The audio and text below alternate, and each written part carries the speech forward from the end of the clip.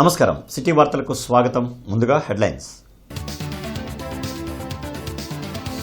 అభివృద్ధి సంక్షేమ దిశగా కూటమి ప్రభుత్వ పాలన. అభివృద్ధి పనులకు నియోజకవర్గానికి 406 కోట్లు కేటాయించినట్లు ఎమ్మెల్యే గల్లా వెల్లడి.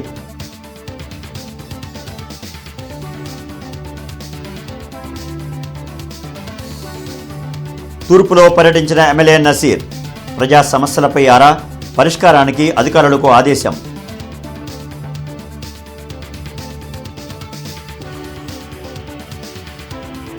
రాష్ట్రాన్ని సుపరిపాలనలో నడిపించడంలో ప్రధాన భూమిక పోషిస్తున్న జనసేన.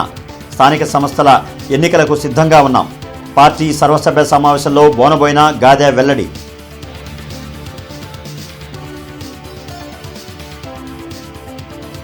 ఘనంగా బీజేపీ ఆవిర్భావ దినోత్సవ వేడుకలు. ప్రధాని మోడీ హయాంలో దేశం వికసిత భారత్ దిశగా దూసుకుపోతోందన్న మాధవ్.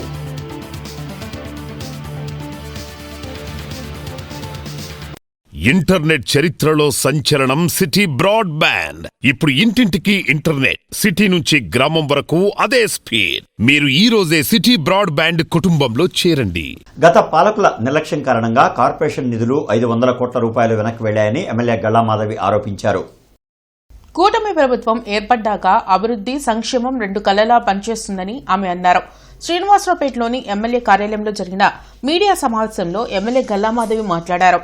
ఇటీవల జరిగిన జిల్లా సమీక్షా మండలి సమావేశంలో 406 కోట్లు గుంటూరు పశ్చిమ నియోజకవర్గానికి కేటాయించడం జరిగిందన్నారు. ఇందులో శాఖల వారీగా నిధులు ఖర్చు చేయడం జరుగుతుందని ఆమె వెల్లడించారు. వరద ముప్పుకు గురికాకుండా పీకలవాగును ప్రక్షాళన చేస్తామని చెప్పారు. ఇందుకోసం 145 నిధులతో డీపీఆర్ సిద్దం చేస్తున్నామని ఎమ్మెల్యే ప్రకటించారు.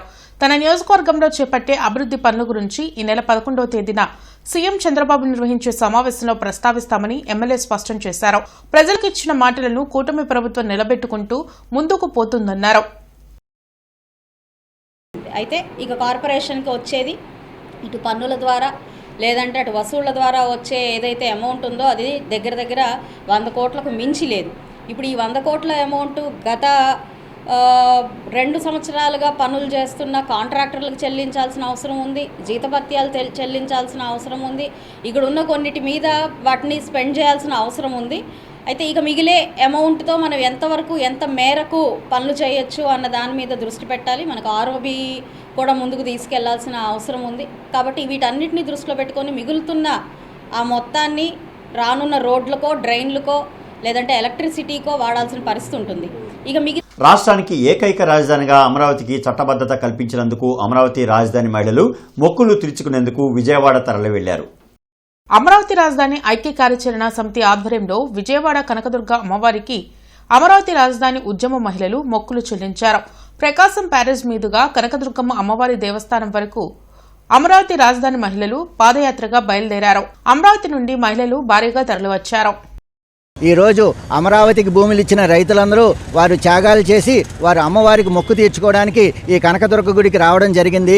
వారందరికీ సంఘీభావం తెలుపుతూ మేము వాళ్ళకి పాదపూజ చేసి వాళ్ళని అభిమానిస్తూ అమ్మవారి వల్ల మన రాష్ట్రం బాగుండాలి, మనం ప్రత్యేక రాష్ట్రం కట్టుకున్నాం, దానికి సంతోషంగా ఉండాలి, దీనికి కేంద్ర ప్రభుత్వము మరి మిగిలిన అందరూ సహాయం చేశారు, దీనికి అందరూ సహాయం చేసినందుకు మన రాష్ట్రం ముందుకెళ్తుంది. అలాగే ప్రతి ఒక్కరూ 116 రూపాయలు అమరావతికి సిఆర్డీఏకి పంపిస్తూ వైష్ణవి సంకల్ప సహాయం చేస్తారనేది నా ఆకాంక్ష సార్.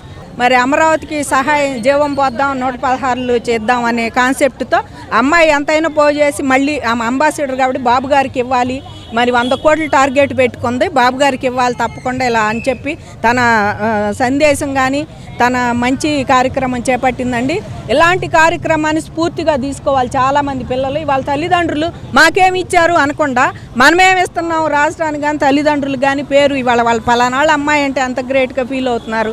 అట్లా అవ్వాలని చెప్పేసి వాళ్ళకు కూడా ధన్యవాదాలు చెబుతున్నా అండి. ఇలాంటి కార్యక్రమం రైతులకు కూడా సంతోషం అనిపించింది.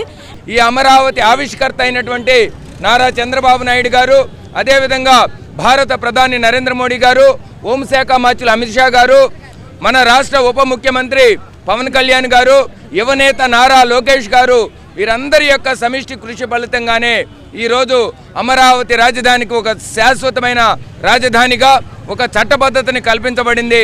తద్వారా ఇప్పుడు దాకా ఏదో గతంలో ఉన్నటువంటి ప్రభుత్వాలు చేసినటువంటి గందరగోళం వల్ల ఈ రాష్ట్రంలో పెట్టుబడులు రాకుండా ఉండటం, అదేవిధంగా ఇప్పుడు ఈ శాశ్వత రాజధానిగా వచ్చిన తర్వాత పెట్టుబడులు పెద్ద సంఖ్యలో వస్తాయి.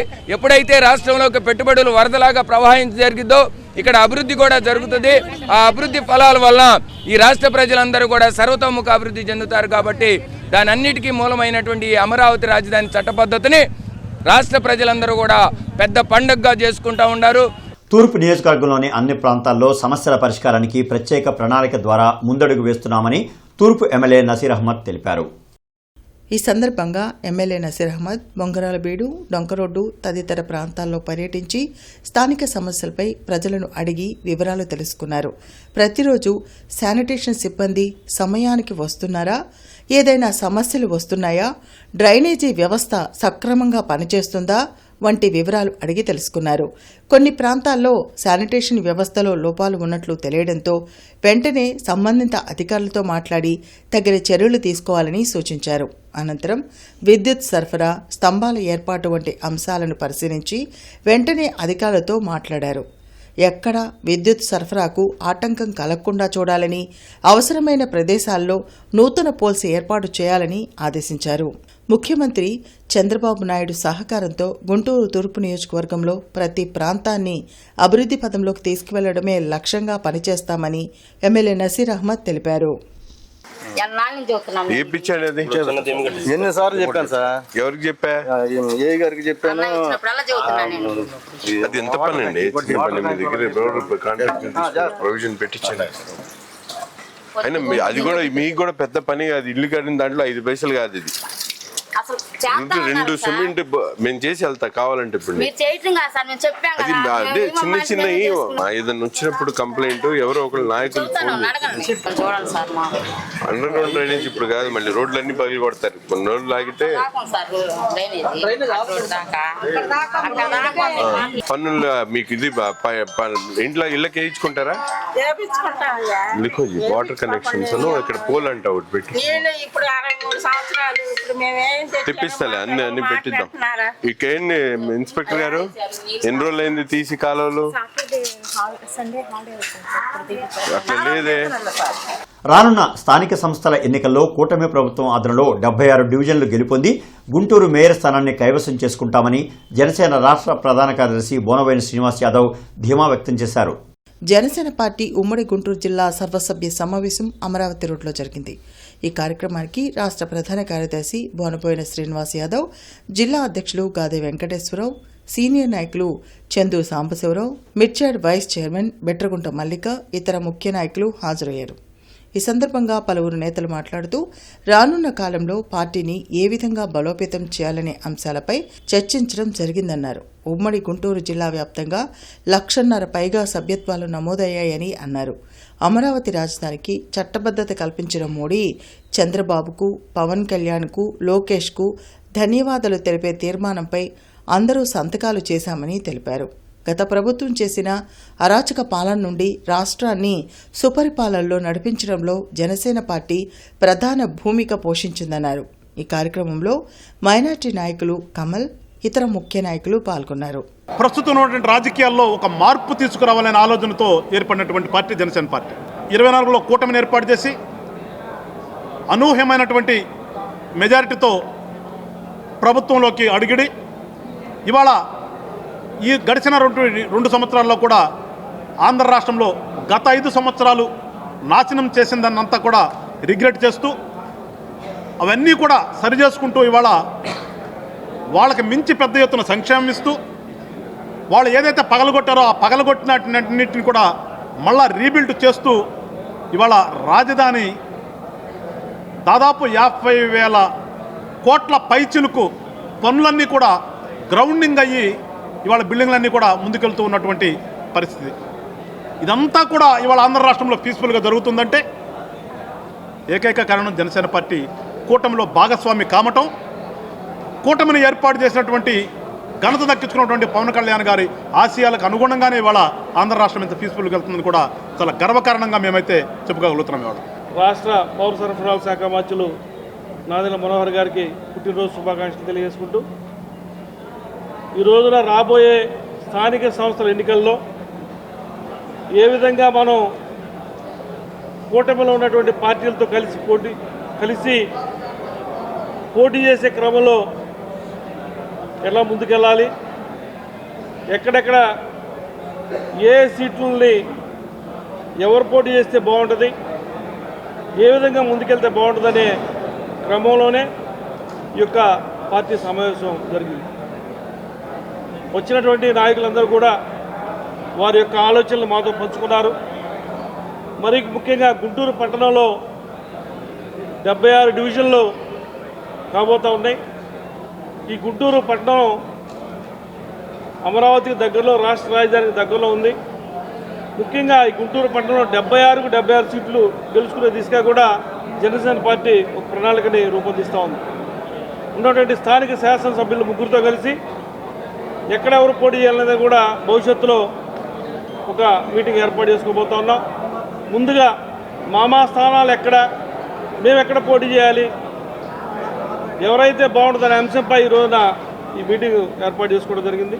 భారతీయ జనతా పార్టీ 47వ వ్యవస్థాపక దినోత్సవాన్ని గుంటూరులో ఘనంగా నిర్వహించారు. లాల్పురంలోని పార్టీ కార్యాలయంలో బీజేపీ జెండాను రాష్ట్ర అధ్యక్షులు పీవీఎన్ మాధవ్ ఆవిష్కరించారు. అనంతరం లక్ష్మీపురంలోని మాజీ ప్రధాని వాజ్పేయి విగ్రహానికి పుష్పాంజలి ఘటించి నివాళులర్పించారు. మన ఊరు మన జెండా కార్యక్రమం ద్వారా ప్రతి గ్రామంలో కేంద్రం అందిస్తున్న సంక్షేమ పథకాలను ప్రజలకు వివరించనున్నట్లు మాధవ్ తెలిపారు. రాష్ట్ర వ్యాప్తంగా పలు కార్యక్రమాల ద్వారా బీజేపీని బలోపేతం చేసేందుకు చర్యలు చేపట్టినట్లు వెల్లడించారు. కార్యక్రమంలో తిరుపతిరావు, గంగాధర్, శ్రీనివాస్ తదితరులు పాల్గొన్నారు. అటల్ బిహారీ వాజ్పేయి గారి శత జయంతి సందర్భంగా ఆయన యొక్క భవ్య విగ్రహాన్ని ఇక్కడ ఆవిష్కరించుకోవడం జరిగింది. 7.5 అడుగుల యొక్క విగ్రహం మనందరికీ స్ఫూర్తి, ప్రేరణ కలిగిస్తుంది. భారతీయ జనతా పార్టీ చరిత్ర, అటల్ బిహారీ వాజ్పేయి గారి చరిత్ర రెండూ కూడా ఒక్కటే అనే విషయాన్ని కూడా ప్రజలకు తెలియజేయాలి. ఆయన భారతదేశం కోసం ఏ విధంగా కృషి చేశాడు, ఏ విధంగా ఆయన జీవితాన్ని అర్పణ చేశాడు, పెళ్లి చేసుకోకుండా ఆయన జీవితాన్ని మొత్తం దేశం కోసం అంకిత భావంతో పనిచేసి దేశానికి 3 సార్లు ప్రధానమంత్రిగా అయి ప్రధానమంత్రి నేపథ్యంలో ఆయన చేసిన అనేక రకాల మంచి పనులు ఏవైతున్నాయో దాని కారణంగా ఆయన పరిపాలన సుపరిపాలనగా, దాన్ని దేశవ్యాప్తంగా సుపరిపాలన దివస్గా చేసుకునే విధంగా మన ప్రియతమ ప్రధాని నరేంద్ర మోడీ గారు స్వీకరించి ముందుకు తీసుకెళ్లారు. కనుక అటల్ బిహారీ వాజ్పేయి గారి యొక్క జీవితం ప్రతి వ్యక్తికి ఆదర్శం, ప్రజలకి ఆదర్శం, రాజకీయ నాయకులకి ఆదర్శం, రాబో తరానికి కూడా ఆదర్శం. కనుక అటువంటి ఒక విగ్రహాన్ని ఇక్కడ ఏర్పాటు చేయడానికి మాకు పెద్ద ఎత్తున సహకరించిన మాదాల రత్నగిరి బాబు గారికి సందర్భంగా ధన్యవాదాలు తెలియజేసుకుంటూ, కమిషనర్ మయూర్ అశోక్ శ్రీనగర్, పిఎస్ నగర్, వసంతరాయపురం తదితర ప్రాంతాల్లో పర్యటించి క్షేత్రస్థాయిలో పారిశుధ్య పనులను పరిశీలించారు. సందర్భంగా కమిషనర్ మయూర్ అశోక్ మాట్లాడుతూ నగర సుందరీకరణ మరియు ప్రజారోగ్యం విషయంలో ఎటువంటి రాజీ పడబోమన్నారు. ఇప్పటికే పలుమార్లు హెచ్చరికలు జారీ చేసినప్పటికీ ప్రజారోగ్య అధికారులు మరియు సచివాలయ కార్యదర్శుల పనితీరులో ఆశించిన మార్పు రాకపోవడంపై ఆగ్రహం వ్యక్తం చేశారు. బాధ్యతాయుతంగా పనిచేయని వారిపై క్రమశిక్షణ చర్యలు తీసుకుంటామన్నారు. ప్రతిరోజు 100% ఇంటింటికి చెత్త సేకరణ జరగాలని, అలా జరిగినప్పుడే రోడ్ల మీద చెత్త వేసే పరిస్థితి ఉండదన్నారు. రోడ్ల మీద లేదా ఖాళీ ప్రదేశాల్లో చెత్త వేసే వారిపై భారీ అపరాధ రుసుం విధించాలని ప్రజారోగ్య అధికారులను ఆదేశించారు. రోడ్లపై కనిపించే ఆవులను వెంటనే జీఎంసీ గోశాలకు తరలించాలని ఆయన ఆదేశించారు. అనంతరం 146వ సచివాలయంలోని ఆర్ఆర్ఆర్ సెంటర్ను పరిశీలించి సెంటర్లను ప్రభుత్వం నిర్దేశించిన నిబంధనల మేరకు సమర్థవంతంగా నిర్వహించాలని, ప్రజల నుంచి వచ్చే వ్యర్థాలను శాస్త్రీయంగా పునర్వినియోగంలోకి తీసుకురావాలని ఆదేశించారు.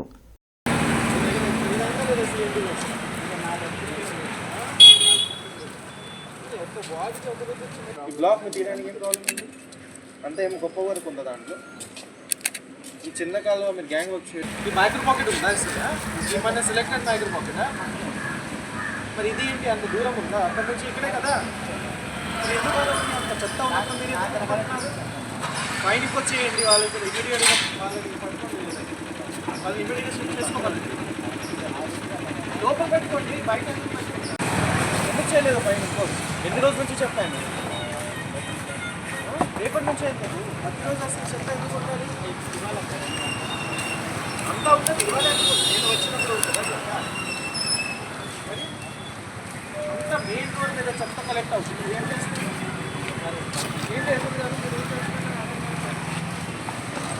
రోడ్ క్లీనింగ్ అవ్వట్లేదు, ఇక్కడ చెత్త ఉంటుంది రోడ్. పెదకూరుపాడు ఎమ్మెల్యే భాష్యం ప్రవీణ్ క్రోసూరు గ్రామంలోని ప్రధాన చెరువును రెవెన్యూ మరియు ఇరిగేషన్ అధికారులతో కలిసి సందర్శించారు. ఈ సందర్భంగా భాష్యం ప్రవీణ్ మీడియాతో మాట్లాడుతూ రాబోయే 100 రోజుల్లో నియోజకవర్గంలోని 108 గ్రామాల్లో ఉన్న చెరువులను గుర్తించి వాటిని పూర్తి స్థాయిలో ఆధునీకరిస్తామని తెలిపారు.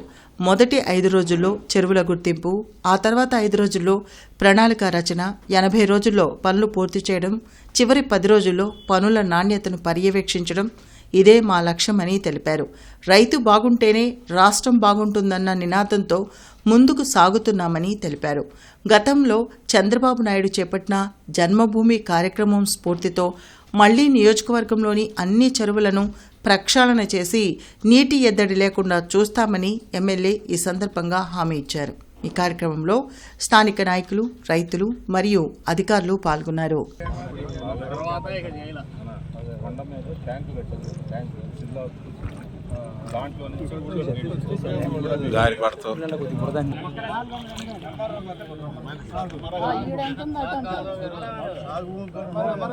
సర్వే చేయించి ల్యాండ్ మొత్తం ఎంత అన్ని ఎకరాంతమైంది, ఎంత ఖాళీ చూసి ఇప్పుడు మనం చెరువు మంచిగా చెరువు చేయడానికి ఎంత ఎక్స్టెంట్ చేయొచ్చు, ఎక్కడ పాసిబుల్, పంటకి ఏడు పక్క దీన్ని ఏ రకంగా డెవలప్ చేయొచ్చు, ఏంటి ఒక ఇది అండి కట్టకూడ స్టాండర్డ్ చేసి. వట్టిచెరుకూరు మండలం కుర్నూతల గ్రామ పంచాయతీలో నీటి భద్రత, సాగునీటి సంఘాల బాధ్యత కార్యక్రమాన్ని జాయింట్ కలెక్టర్ ఆశుతోష్ శ్రీవాత్సవ ప్రారంభించారు. భవిష్యత్ నీటి అవసరాలకు నీటి భద్రత కార్యక్రమం భరోసా కల్పిస్తుందని జాయింట్ కలెక్టర్ అశుతోష్ శ్రీవాస్తవ అన్నారు. అనంతరం చెరువు పూడికతీత పనులకు శ్రీకారం చుట్టారు. ఈ సందర్భంగా జాయింట్ కలెక్టర్ మాట్లాడుతూ భూగర్భ జలాలను నిల్వ చేసుకోవడం వలన రానున్న పరిస్థితులను చక్కబరుచుకోవడానికి భూగర్భ జలాలను నిల్వ చేసుకోవడం అవసరమన్నారు. నీటి నిల్వ చర్యల వలన గ్రామాలకు నీటి కొరత ఉండదని, ముఖ్యంగా ప్రజల మనుగడకు నీరు ముఖ్యమని పేర్కొన్నారు. ప్రభుత్వం ఎంతో దూరదృష్టితో కార్యక్రమాలను అమలు చేయడం ముదావాహమన్నారు. నీటి భద్రతపై 100 రోజుల ప్రత్యేక డ్రైవ్ను నిర్వహించడం జరుగుతుందని తెలిపారు. ఇప్పుడు సీఎం సార్ ఫస్ట్ డే నుంచి జూన్ 2024లో మనకి గవర్నమెంట్ చేంజ్ అయిన తర్వాత ఫస్ట్ ప్రయారిటీ అగ్రికల్చర్, హార్టికల్చర్, ముఖ్యంగా మన రైతులకి ఇస్తారు. చాలా చర్యలు తీసుకున్నారు. దాంట్లో ఏ విధంగా మనకి రైతులకి అభివృద్ధి తీసుకురావాలి, దేశ రాష్ట్ర ఆర్థిక స్థితిగతులపై రిటైర్డ్ ఐఏఎస్ అధికారి పివి రమేష్తో ముఖాముఖి కార్యక్రమం జరిగింది. రామన్నపేటలోని జనచైతన్య వేదిక రాష్ట్ర కార్యాలయంలో నిర్వహించిన కార్యక్రమంలో ఆయన మాట్లాడారు. ఇరాన్ ఇజ్రాయెల్ యుద్దం కారణంగా ప్రపంచ ఆర్థిక వ్యవస్థ దెబ్బతిందని అన్నారు. ఇప్పటికే గ్యాస్ కొరత ఏర్పడిందని, నిత్యావసర వస్తువుల ధరలు మరింతగా పెరగకుండా ప్రభుత్వాలు చర్యలు తీసుకోవాలని సూచించారు. రూపాయి విలువ తగ్గడం వల్ల రానున్న రోజుల్లో అనేక సమస్యలు వచ్చే అవకాశం ఉందన్నారు. కార్యక్రమంలో వల్లంరెడ్డి లక్ష్మణ్ రెడ్డి, సుబ్రహ్మణ్యం తదితరులు పాల్గొన్నారు. ఫిబ్రవరి 28 నుంచి ఏదైతే అమెరికా ఇజ్రాయెల్ యుద్ధం ప్రభావం ఇప్పటికే ఆర్థిక రంగం మీద ప్రత్యక్షంగా కనపడకపోయినా కూడా సూచనలు మాత్రం కనపడుతున్నాయి. దాంట్లో ముఖ్యమైన భాగం petrol, diesel, gas, aviation fuel, తర్వాత ఎల్పిజి. ఇవి వీటి ధరలు ప్రపంచవ్యాప్తంగా పెరుగుతున్నాయి. బ్యారెల్ బ్రెంట్ క్రూడ్ 28 ఫిబ్రవరి $62 అయినట్లయితే ఈరోజు $112 నడుస్తుంది. అంటే ఇంచుమించు డబుల్ అయింది. 112, 150 వరకు ఇంకా యుద్ధం కంటిన్యూ అయినట్లు $200 అవ్వచ్చు. వందలాది వేలాది కోట్ల రూపాయలు విచ్చలవిడిగా ఖర్చు పెడుతున్నాం. అది యోగాంధ్ర కావచ్చు, లేక డ్రోన్లు కావచ్చు, సీ ప్లేన్లు కావచ్చు, రకరకాల పేర్లతో బహిరంగ సభలకి. మరొక వైపు నేను చెప్తున్నామంటే ఈ రాష్ట్ర ఆదాయం కేవలం ఈ రాష్ట్రంలో ఉన్న ఉద్యోగస్తులకి వేతనాలు చెల్లించడానికి సరిపోతుంది. సంక్షేమ పథకాలు అమలు చేయాలంటే కేంద్ర ప్రభుత్వం ఇచ్చే గ్రాంట్లు కానీ అప్పులు కానీ అవసరం అవుతున్నాయి. ఇంకేదైనా అభివృద్ధి కార్యక్రమం చేయాలంటే అప్పులు చేయాల్సిన పరిస్థితి వస్తుందని ఒకవైపున చెప్తూ, మరొక వైపున ఈ ఈవెంట్స్ పేరుతో విపరీతంగా ఖర్చు పెడుతున్న పరిస్థితిని చూస్తున్నాం. ఈ పరిస్థితి మారాలంటే ప్రజల్లో చైతన్యం రావాలి. ప్రశ్నించే తత్వం పెరగాలని కోరుకుంటున్నాను.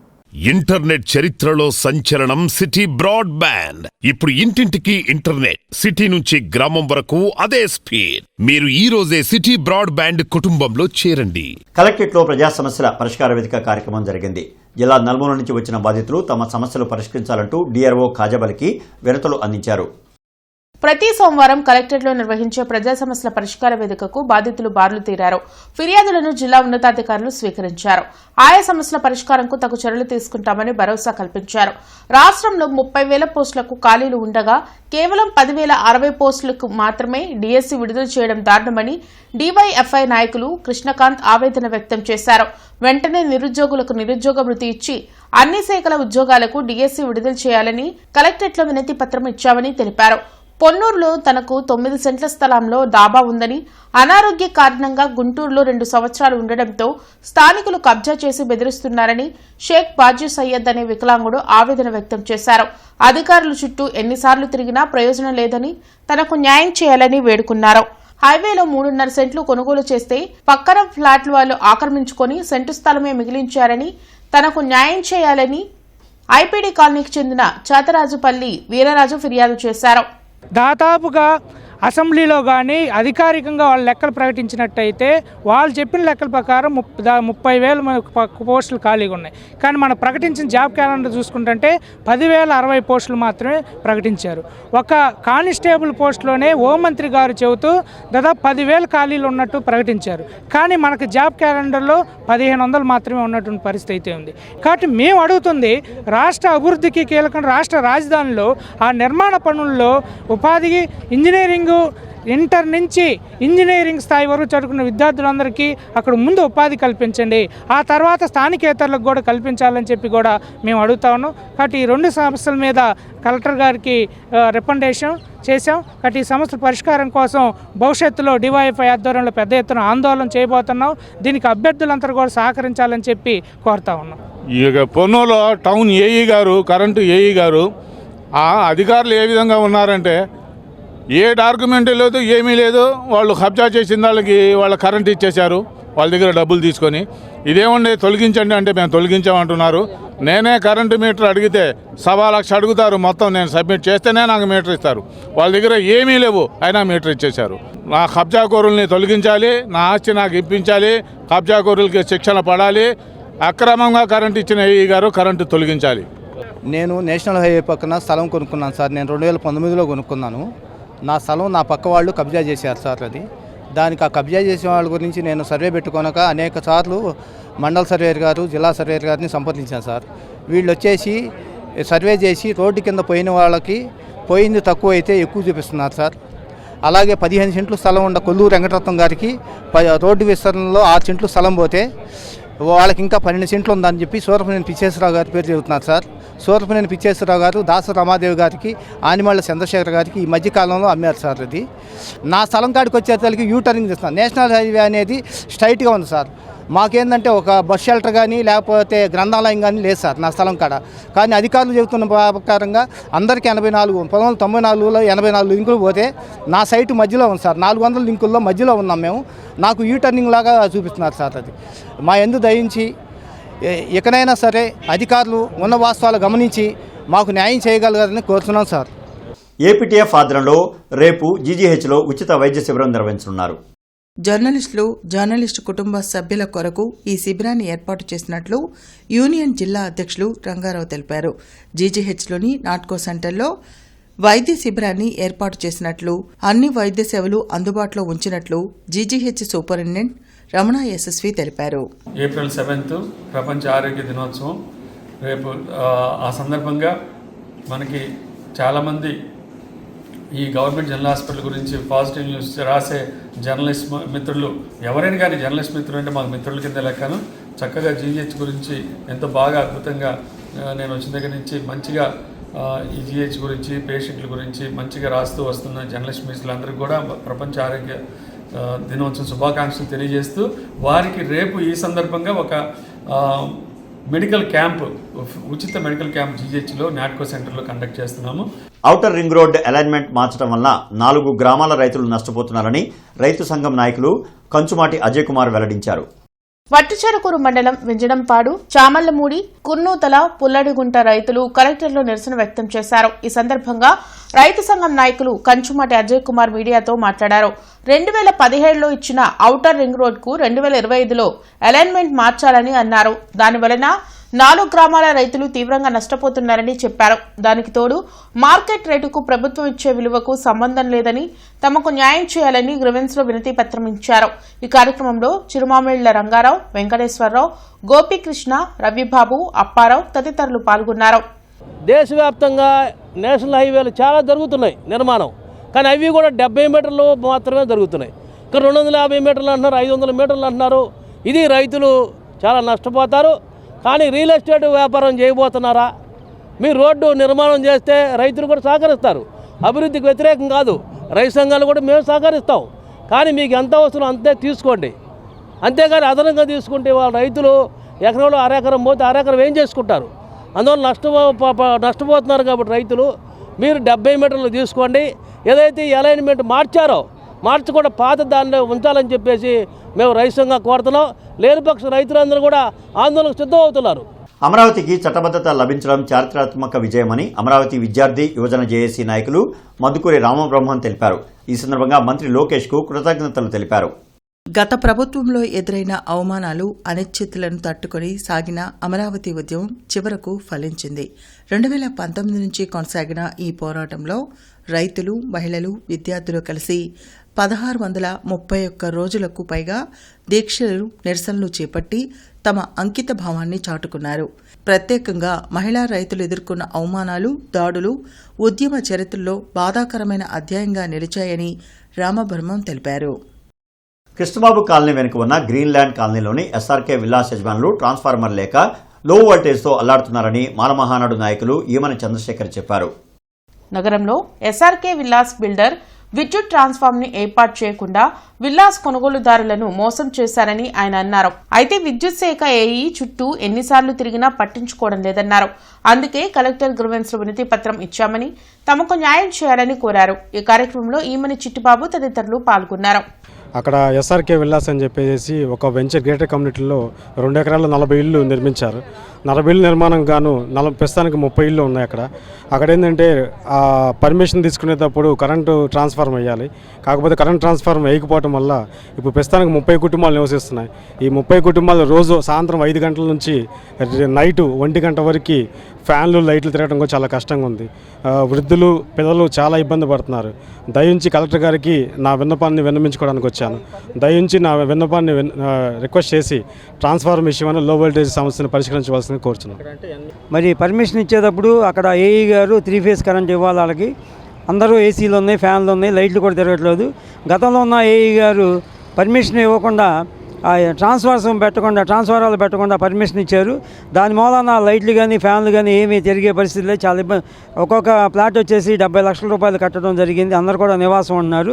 మరి ఎస్సీ గారికి చెప్పారు, ఏఈ గారికి చెప్తే మీరు ట్రాన్స్ఫార్మర్ పెట్టుకోవాలని చెప్పారు. అక్కడ ఉన్నటువంటి బిల్డర్ అయితే మాత్రం ఆ ట్రాన్స్ఫర్ గురించి మాట్లాడలేదు. చాలా ఇబ్బందులు పడుతూ ఉన్నారు. కాబట్టి అక్కడ నివాసం ఉంటున్నటువంటి ప్రతి ఒక్కరు కూడా ఒక్కొక్కరు 70 లక్షలు పెట్టి కొనుక్కుంటే మరి ఏఈ గారు పర్మిషన్ ఇచ్చేటప్పుడు కంపల్సరీ చూడాలి.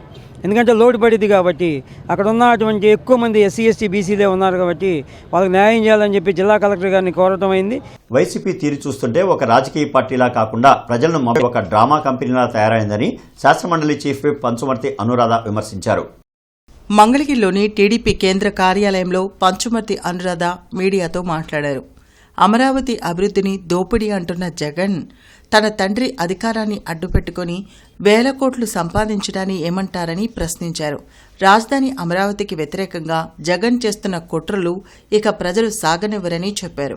రాజధాని మీద ఒక స్పష్టత లేకపోగా ముఖ్యమంత్రి స్థానంలో ఉండి ఎన్ని అబద్ధాలు చెప్పావు.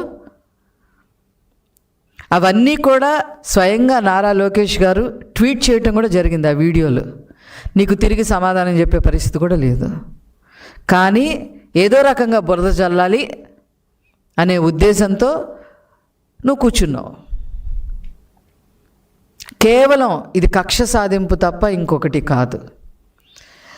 రైతులు మాట్లాడకుండా చంద్రబాబు గారు ఎప్పుడైతే ఈ ఏరియాలో గుంటూరు, విజయవాడ ఏరియాలో రైతుల్ని కోరి రాజధాని కడతాను, మీ భూములు ఇవ్వండి అంటే మాట్లాడకుండా చంద్రబాబు గారి మీద ఉన్న నమ్మకంతో 30,000 ఎకరాల పైన ఇచ్చారు చూసారా. అది ఓర్చుకోలేని తనం ఈ జగన్మోహన్ రెడ్డికి.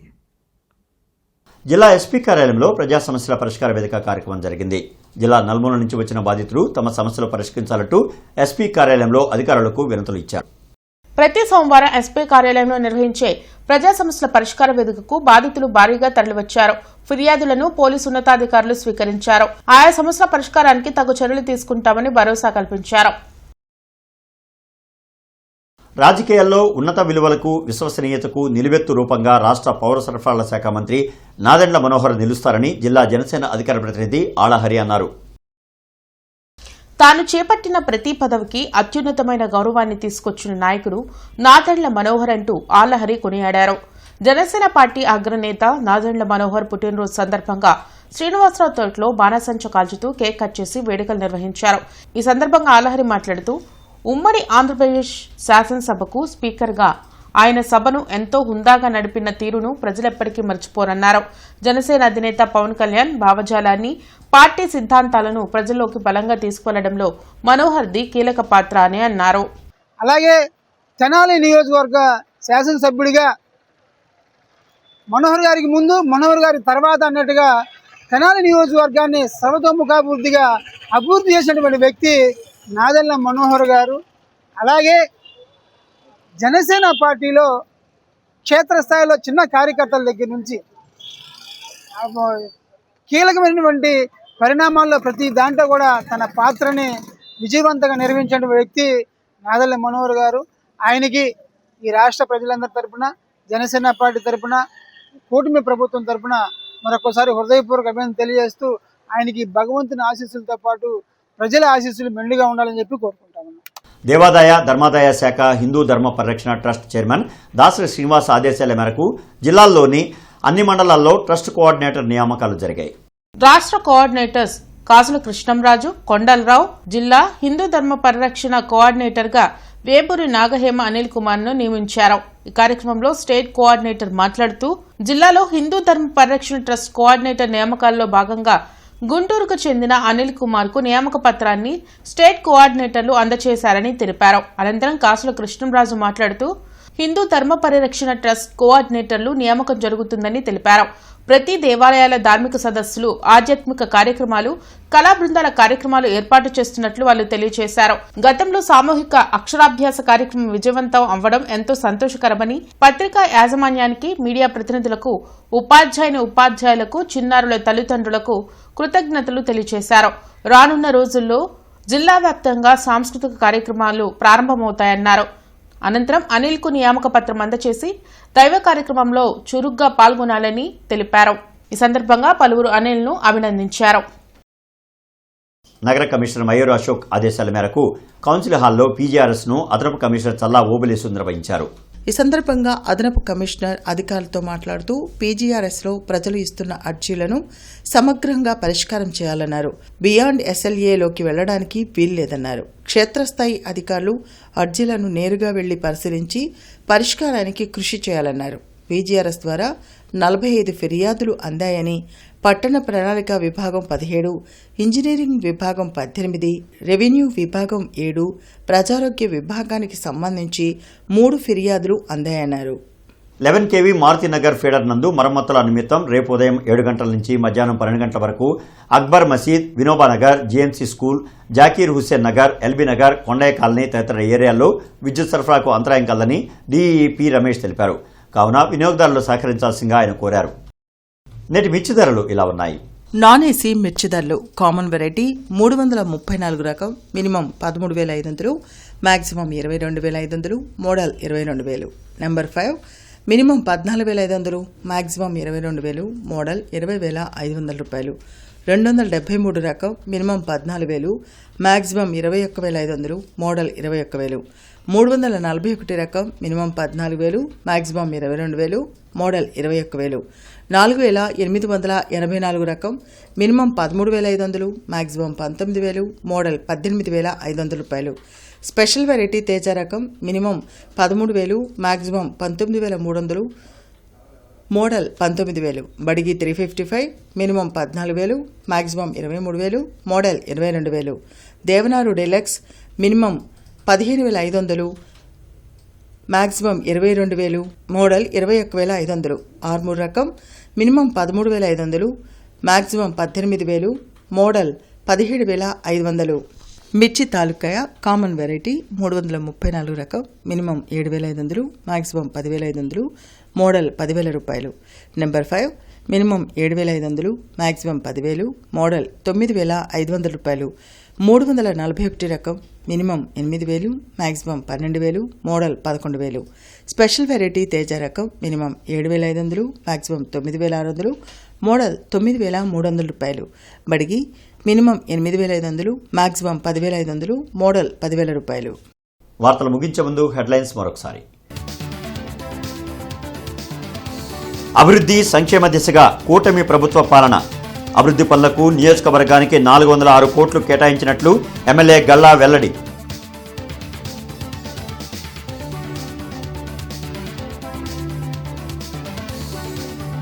తూర్పులో పర్యటించిన ఎమ్మెల్యే నసీర్. ప్రజా సమస్యలపై ఆరా, పరిష్కారానికి అధికారులకు ఆదేశం.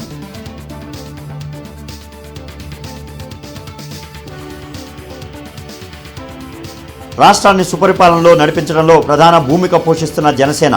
స్థానిక సంస్థల ఎన్నికలకు సిద్ధంగా ఉన్నాం. పార్టీ సర్వసభ్య సమావేశంలో బోనబోయిన గాదె వెల్లడి.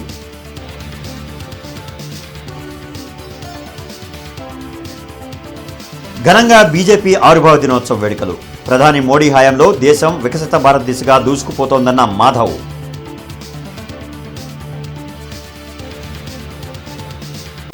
ఇక ఈ వార్తలు ఇంతటితో సమాప్తం. నమస్కారం.